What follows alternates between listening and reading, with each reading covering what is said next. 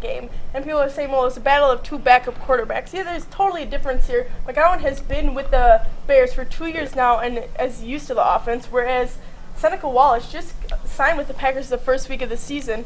As a backup quarterback, you're not getting much reps, especially behind guys such as Aaron Rodgers, who they formulate the whole offense around. So, it wasn't looking too well for him yesterday, but I think now that they're going to have him in practicing some reps and getting used to him, I think it'll be a little better. I think one highlight of this game was Eddie Lacy. I thought he had a magnificent game. That he's starting to get into his own, and noticing lately he's driving hard. He's not, after the first hit, he's not going down. He's powering after it. So I thought he had a very impressive game yesterday.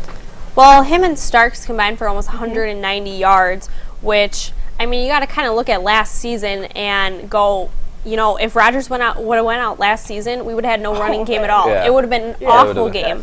But then they combined for almost 200 yards, and you have somewhat of offense, and even if Seneca Wallace has to keep going out there, then at least you have some sort of running game where we can produce yards. But, the Bears control the football so much. They had 450 yards of offense, and you just can't come by that. Yeah, defense needs to step it up for sure. Moving on in the NFC North to the Vikings game versus the Dallas Cowboys. I think this was the best game of the weekend by far. Dallas won right at the end, 27-23. Romo really stepped it up for his team. A lot of people are questionable about him. What did you guys feel about this game?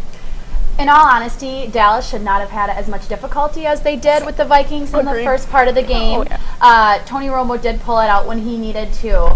And I'm a Dallas Cowboys fan, so I was happy at the end of the game, I'm not going to lie. But they did have a lot of errors that really could have cost them that win, and they were lucky, to say the least. I think one of the things, too, is Romo is always criticized for not being able to lead his team at the end of the game. You saw 2 weeks ago he threw an interception that eventually led to a touchdown. They lost. This week, they're inside 4 minutes. He throws another touchdown, and luckily he gets the ball back, but he takes that ball down with 90 yards and scores a touchdown for them to win the game. So I think you have to give Romo some credit where credit's due here, because he did lead the team down even after giving that interception up, so he really persevered at the end. I think the Cowboys got really lucky with the fumble recovery by former Wisconsin Badger Nick Hayden right in the end zone, because statistically, Dallas, I don't think, should have won this game. They lost the turnover battle, lost the time of possession, first downs, lost yardage, and statistically, I don't think they should have won that game against Minnesota. They had 5 penalties for 45 yards, 8 dropped balls. There were errors across the board. I completely agree. This is the Vikings' now 4th straight loss, and I actually think Ponder, usually he's the most criticized player on the team, actually had a decent game. He threw for 236 yards. He threw for a touchdown. He had a touchdown himself. Adrian Peterson had an excellent touchdown. The way he was on the ground, his teammate picked him up, and he pushed 3 guys all the way forward 5 yards. So it was definitely a battle for sure. Ponder stepped up, but the Vikings just can't seem to get any offense going besides Adrian Peterson. And I think that the blame always falls on Ponder, that it's always his fault. He's always in the media for it being his fault why they lost the games. But I would say him and Peterson had 2 complete games. Ponder probably had the least costly errors of anybody in the game. But the Minnesota defense just couldn't hold on right at the end there, and that was pretty much their downfall for that game. And another reason I don't see how Dallas won is they only ran the ball 9 times for 36 yards. In the NFL, you can't do that. If you can't run the ball, you're going to have a hard time winning, especially deep late into the season in the playoffs. And a professional team, especially with DeMarco Murray and having even their backup running backs are solid, only running the ball 9 times is just ridiculous. And it was DeMarco's first game back from injury, so they were kind of apprehensive about running the ball. That could be another side as to why they chose that. And Peterson had a decent game with 25 carries for 140 yards. He really needed that because for the past couple of weeks there, he wasn't really himself on track very much. Exactly. But moving forward to the Kansas City Chiefs, remain at 9-0, the only undefeated team left in the NFL. Are they the real deal? I'll start off here. I don't think that this is a coincidence anymore. Maybe like when they were 5-0, 6-0, maybe it was coincidence, but they're playing absolutely phenomenal right now. They're 9-0. They've outscored their opponents 70-17 in the 4th quarter. They own the 4th quarter in the last few games. They haven't allowed any scoring in the 4th quarter in the last 4 games that they've played, and they've just finished strong. I mean, they deserve to be 9-0 right now. Yeah, like you said, their defense is winning them games. They've given up less than 17 points 9 consecutive times, which ties the longest since 1977 when the Atlanta Falcons did it. They scored 2 defensive TDs this past week to beat the Bills. They have 6 defensive TDs all season. And, I mean, on paper, their team is talented enough to do this. I'm going to have to go against both of you guys. I'm going to have to say that they're not legit. The 7 of the 9 teams that they've played so far have had a losing record. I think that the defense is legit. I think their defense is amazing in carrying the team. But unless their offense can figure it out, I don't think that they're going to be able to contend, especially in the next 3 weeks when they face the Broncos 2 times. I don't think they're going to be able to hold up against Peyton Manning in that Broncos offense. And then they're going to face the Colts later on. And I think that's going to be a real testament to whether the Chiefs are a legitimate team or not. I completely agree with you, Callie. One point that I really was pulled into was them against the Broncos, one of my favorite teams and one of my picks for the Super Bowl this year. It's true, the saying goes, defense wins championships, but that's one side of the coin. You have to have both to even that out, and I really don't think that's going to carry through for the rest of the season.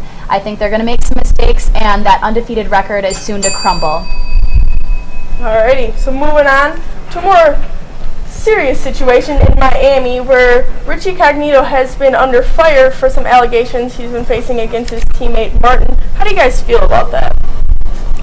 I feel like the situation is absolutely terrible with what he said to Jonathan Martin in the voicemails. But from what I've learned about Richie Incognito, this honestly shouldn't come off as surprising. He got kicked off the team at Nebraska. He transferred to Oregon where he didn't even make it to practice because they kicked him off. Yep. Wasn't going to school either. Yeah, wasn't going to school. Got cut from the Rams because he got 2 15-yard personal fouls and then argued with Steve Spagnuolo on the sideline. And after that game, they just said, we're done. And it's not surprising.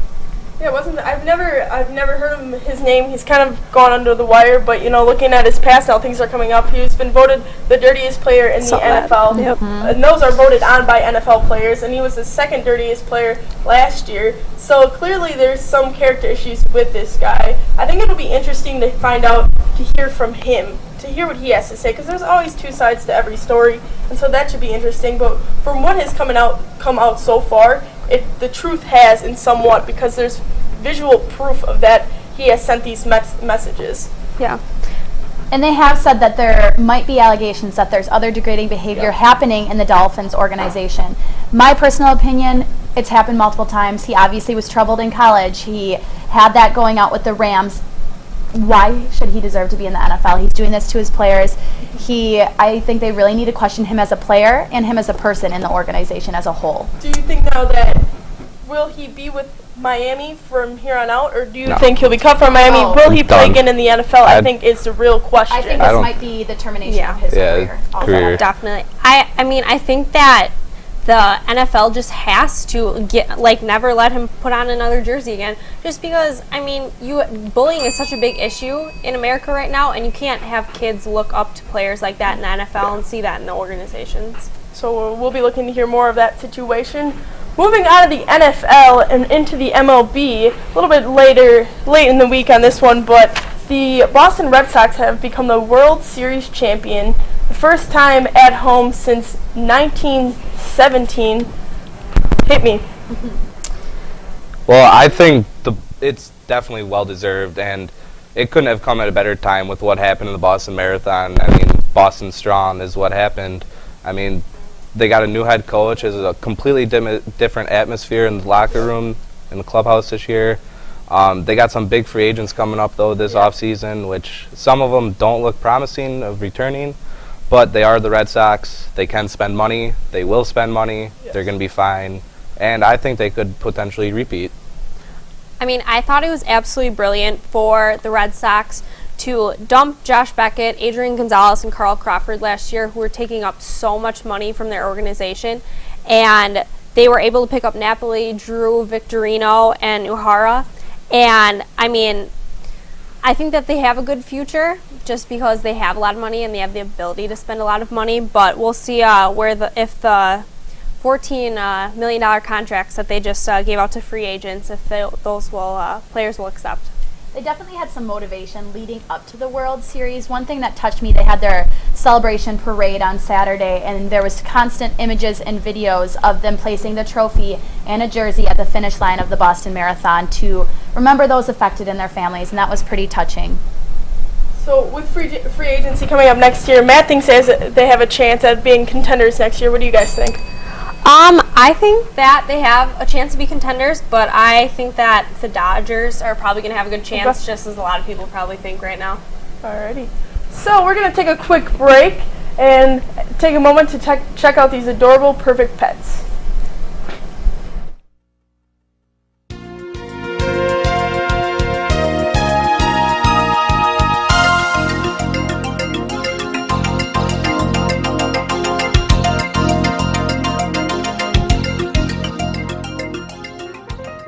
Meet Jasper, the friendly dog. He's a 2-year-old pit bull that is very silly and is great with kids. Here's Lancelot. He's an energetic 3-month-old kitty who's on a quest for a new family. Meet Cletus. He's a 1-year-old dachshund mix, proving that though he's pint-sized, he provides gallons of fun. And meet Molly. She's an 8-week-old kitty that likes to keep it silly and is full of love. Find out more about adoption for these pets or others, contact the Cooley Region Humane Society at 781-4014. The number for the Cooley Region Humane Society is 781-4014. Welcome back to Sports Talk Live. We're going to move on to a segment sticking with the NFL. We are at the midpoint of the season, so we're going to take a look at this, at how far we've come so far. And we're going to start off, what do you guys think, or who do you think the MVP for the first half of the season is so far? Start with you, Matt. For me, it's got to be Peyton Manning right now, statistically. I mean, he's completing over 71% of his passes, has almost 3,000 yards passing, 29 touchdowns, and only 6 interceptions. He's on pace to break Tom Brady's touchdown record. I mean, he's on pace to break Drew Brees' is now a new passing record for yards, and the Broncos are one of the best teams in the NFL. He's the most valuable player. Okay. Hailey? I'm going to go with the defensive MVP right here, and I'm going to say that the Seahawks safety, Earl Thomas, has my vote so far. I like it. He's got 71 tackles, 2 forced fumbles, and 4 interceptions so far on the year. Last week against Tampa Bay, he had 12 tackles, 8 solo, and I think he's really leading the Seahawks defense right now. I also think that Colts linebacker Robert Mathis could possibly be in the running for defensive MVP.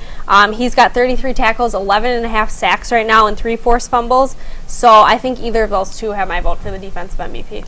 I'm going to have to second the Peyton Manning thoughts.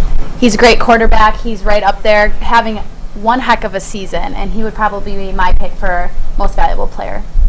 I'm going to have to go to the offensive side of things, and my first half MVP is going to be Megatron Calvin Johnson. He has 821 yards receiving and 7 touchdowns so far in the first half of the season. I feel like he's the biggest offensive weapon out there right now, and has really kept that Lions offense together. No matter where he is on the field, everybody needs to be aware of him. Some of the catches he has come down with so far this season have just been they're ridiculous crazy and outstandingly crazy. But I do have to agree on everyone's pick so far, especially Peyton Manning. He's been just absolutely ridiculous as a quarterback so far this season. I mean, quarterbacks don't always have to win Right. MVPs, so I definitely agree with Megatron there. Yep. I mean, just the skill he has is ridiculous. He definitely deserves some sort of award for what he's been doing so far this year. And I mean, Jimmy Graham could also be a plausible candidate for MVP. I mean, he's got 10 touchdowns. He actually missed a game too. And I mean, he's unfair at tight end. That's not even fun to cover him. All right, so keeping on with this, who do you guys think is the biggest surprise so far in the first half of the 2013 season? Hale? I'm going to have to say the New York Jets. I think, just Geno Smith got his 5th win this Sunday, and the defense for the Jets right now is just phenomenal. The defensive line is like Rex Ryan's nice little possession he's got going there, because it is doing great. Harrison, Couples, Wilkerson, Richardson are just kind of leading the defensive line there. this past Sunday, they took Drew Brees completely out of his comfort zone. They picked him off twice. He just was not comfortable back there, and that was something you don't see very often. And, I mean, the Jets have beaten the Saints, the Patriots, Atlanta, in Atlanta on Monday Night Football. I mean, I know Atlanta's not the greatest team this year, but still to go to Atlanta and win, that's pretty difficult. They have a bye this week to rest up, and I think that to keep going and keep winning, that Geno Smith's going to have to pass the ball a little more, not the really ground and pound offense they kind of have going right now. But what do you guys think? I think the Jets are my biggest surprise, too. That defense gives up only 74 yards rushing a game and only gives up 325 yards a game, which is 7th in the NFL. They're 8th in sacks with 27, and I don't know how they're winning with Geno Smith having 13 interceptions and 6 fumbles so far. Okay. My biggest surprise, I'm going to bring it back home to Wisconsin, is Eddie Lacy. We have been searching for a running back for so long, and to finally have someone to actually have success on an offense that has been dominated by wide receivers and great quarterbacks has just been such an additive for the Green Bay Packers. So that's my biggest surprise for the year. Lacy's averaging 98 yards per game, and his running style is just excellent. So he's just going to benefit the Packers from here on out. My surprise would probably be Aaron Rodgers last night. No one saw that coming. No one expected it, nor could we want that to happen. That's our key. No. That kind of plays Definitely into not. biggest disappointments for what's happened recently in the NFL. His injury, again, he's our main player, and with the injuries across the board, we've worked through adversity before, and I think that's really something we're going to overcome. Matthews should be back with his thumb injury soon. We have Finley out right now with a neck injury. Jones with his hamstring is probable to return this weekend, along with Sam Shields. Yep. And along with that, Matthews too will be coming back soon, hopefully. So my biggest disappointment so far this year is the Houston Texans. Totally agree. You agree with me on that one? Totally the Houston agree. Texans last year won 12 games, made it to the playoffs. They've lost 6 in a row so far. This is a team who have J.J. Watt, Arian Foster. They should be pulling out, and for some reason they just can't. They get it cannot. They together. cannot I don't know finish. what it is. They've just totally fell off the map. They cannot finish, and they have the potential to finish. I mean, they played against the Colts, and they had 3 touchdown hookups from Case Keenum to Andre Johnson in the first half. Yeah. How can you not go off of that and keep scoring to keep a lead? I think that Gary Kubiak's collapse at the half kind of left them pretty flat, and that kind of Played into it a little bit. them not finishing the game. But, I mean, they just got to start finishing if they want to Right. contend I at think all. moving on from the whole Matt Schaub situation and moving to Case Keenum, I think that may help them out, and hopefully from here on out they can move forward. But their offense seems to be connecting the way they want it to, Yeah. win at the right times, but they seem to just fall apart, and then their defense just falls on their back. Yeah, even So, without Arian Foster this past week, Yeah. Ben Tate moved the ball just well. And That's fine. Exactly. Yep. All right, so halfway through the season, we've got a preview of some teams. What are your guys' Super Bowl picks if you had to pick today? Go ahead. I'd say for sure the Broncos, Peyton Manning. I'm a huge Eric Decker fan. He's on fire this season. And I don't want to jinx us, but I really think we might overcome our injuries. I'm going to go with the Pack. Alrighty. All right, I like that. Well, just because I like the Packers.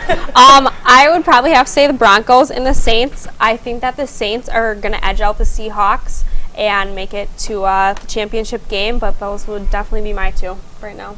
I'm going with the bold prediction from the AFC and going the Colts, who have taken down the Broncos, the Seahawks, I like and the that. 49ers. Trent Richardson's going to get his stuff going come playoff time, and Robert Mathis is playing possessed right now, the best he's ever played in his career. And I'm going to go with the 49ers, who have arguably the best O-line, the number 1 in the NFL in the rushing game. Aldon Smith's going to come back sometime, hopefully.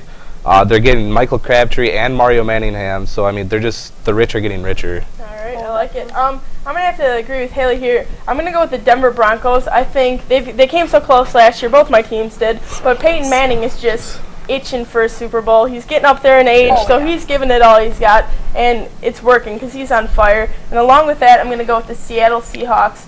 Their offense and their defense. Russell Wilson with Marshawn Lynch is just crushing, and then their defense itself, playing at home and with the 12th man, is just adding to the factor. I think they have a good chance of making their way to the Super Bowl. So, yeah. Definitely. the Legion of Boom is going to carry the Seahawks if it does. I mean, he's been ridiculous. and And Russell Wilson. Russell just finds ways to win. I Oh, mean, man. him and Andrew Luck are playing the exact same way when it comes fourth See, do quarter. you Just think- don't count them out. Do you think that Drew Brees can beat Russell Wilson, though? I mean, Drew Brees has been there before. don't Russell know. Wilson has Depends never on been where it's there. at. I mean, Russell Wilson's versatility. that's going to be though. tough. Yep, I think Russell's got it on his feet over him. All right, that's fair enough. So we're going to take another quick break here on Sports Talk Live and take a look at the beautiful UWL campus. With potential. Surround yourself with lifelong friends. Step on campus and be welcomed with a friendly smile. It's just like home. I knew UWL was the place for me when I came for a campus tour. Everyone is so welcoming and friendly. The small campus makes me feel at home. The beauty of western Wisconsin's River Valley can be seen while hiking the bluffs or biking the marsh. Surround yourself with challenging academics. Competitive to get in, and your teachers and classmates will challenge you to succeed. A well-rounded education. Our motto is Mens Corpuscu. That's Latin for mind and body. We're dedicated to the whole person, providing a rigorous education and appreciation for physical and recreational well-being. Learn from great teachers. Conduct research. Connect with people who will make a difference in your life. Prepare for your exciting future. Surround yourself with distinction. Surround yourself with UW Lacrosse. Talk Live. We're going to do a little segment here we like to call Over Under. We're going to start with the Miami Heat in the NBA. What do you guys think the chances that they will perform the three-peat? Matt? For me, I'm a big LeBron fan, a big believer. I'm saying it's going to be over 30%. Okay. They got the king. They got the three-point shooters in Ray Allen, Shane Battier, and Norris Cole, Mario Chalmers. I mean, they got the most energetic player in the NBA with Birdman. And hopefully the two big free agents can somehow get their heads out of their butts and play a little bit, and Greg Oden and Michael Beasley. Yeah, they I gotta mean, get they're him healthy talented, first. so yeah. Haley? I'm gonna have to say probably a little slimmer than that. I don't think that they can three-peat. I mean, that's hard for anybody to do, even though they're one of the greatest teams right now.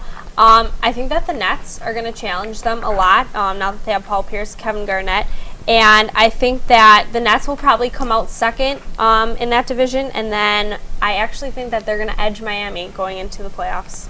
All right. There's been lots of improvement in the East, and I really don't think they're going to get another championship this year. Danny Granger's back with the Indiana Pacers from his injury last season, and that could really pull past the Heat. In addition, Derrick Rose is back with the Bulls, and I think that's going to create some challenges for them this season. I'm going to have to say, I don't see them pulling out the three-peat. They were forced into 2 Game 7 last year as it is. Ray Allen saved them with that amazing three-point shot against the Spurs. So I just don't see him having, like you said, the East has become much better. And I don't know, I just think some of them are getting old. I don't see that they're going to have the luck. And the 27-game win streak, they can't do that. They're not going to do that. They're not going to do that again. So just probably, I don't know if that's more beneficial for them because they were really pushing for beat the Lakers or win streak, but I just don't see it happening. I don't know. I think they're going to play D-Wade smart this year, and he's going to be healthy going to the playoffs. And I just don't doubt LeBron James. I mean, he's easily the greatest player on the world. That's a great point to bring up is that they really abused D-Wade too much last year. If they can keep him healthy and play him time wisely, then that might help their chances. But that's one thing they got to look at. Now we've kind of touched on the East. What do you guys think about the West? Who do you think is going to be up top on that side? Trying to think. I'm going to be bold here like I did with the Colts and go with the Memphis Grizzlies. Okay. I think like that. Memphis up and down the roster. They got the bigs that can compete with Zach Randolph just being an absolute animal down low. Mike Conley's a game manager, and he can do whatever he wants. He can pass. He can shoot a little bit. He can just controls it. I think that's a good prediction. I think that what do you got? the Clippers and the Warriors possibly have an option there. I mean, I know a lot of people are saying that the Spurs are going to win the West, but we'll see about that when it comes down to it. All right. We're going to move on and head into some NCAA football. Big matchup this weekend against the LSU versus Bama. Big rivalry. What are the odds that you think LSU can take down Bama? I mean, this is a great game. I'm so excited for this one. Love SEC football. I think that it's going to be a close game. It definitely will. Both teams are averaging more than 40 points right now, but I mean, I think that AJ McCarron has a record of 33-2 in Tuscaloosa. It's going to be so hard for LSU to go back in there and beat them. They're an 11-point favorite. Right now, if you go back to 2011, the game of the century was LSU and Bama, and it was 9-6. I know it's going to be close this time around, but I definitely think that there's going to be a lot more points scored than that. I think Bama's just too good this year. A.J. McCarron is one of the best quarterbacks in the nation. He doesn't get the love he deserves because he's not as athletic as like Jameis or Marcus Mariota or Johnny Manziel. And, I mean, the O-line with the Quanjo boys on the left side, T.J. Yeldon might be the best running back that Bama's produced out of the last soon-to-be 4. Amari Cooper is one of the best wide receivers in the nation.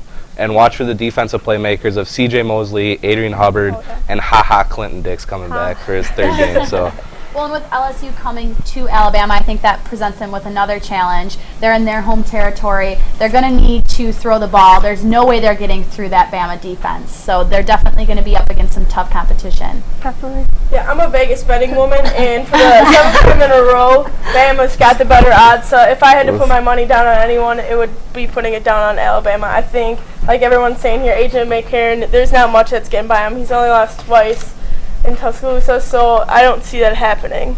I mean, it's definitely going to be close. It's going to come down to the wire for sure. I agree. I It's going to be a great game. But, I mean, I don't know if LSU can pull out a win there. It could be like the championship game, though, 2 years ago, where it was a blowout. Bama. Yeah. I mean, LSU didn't cross the 50-yard line until the 4th quarter of that game. I mean, it could be. I'm kind of hoping so. I don't like Les Miles.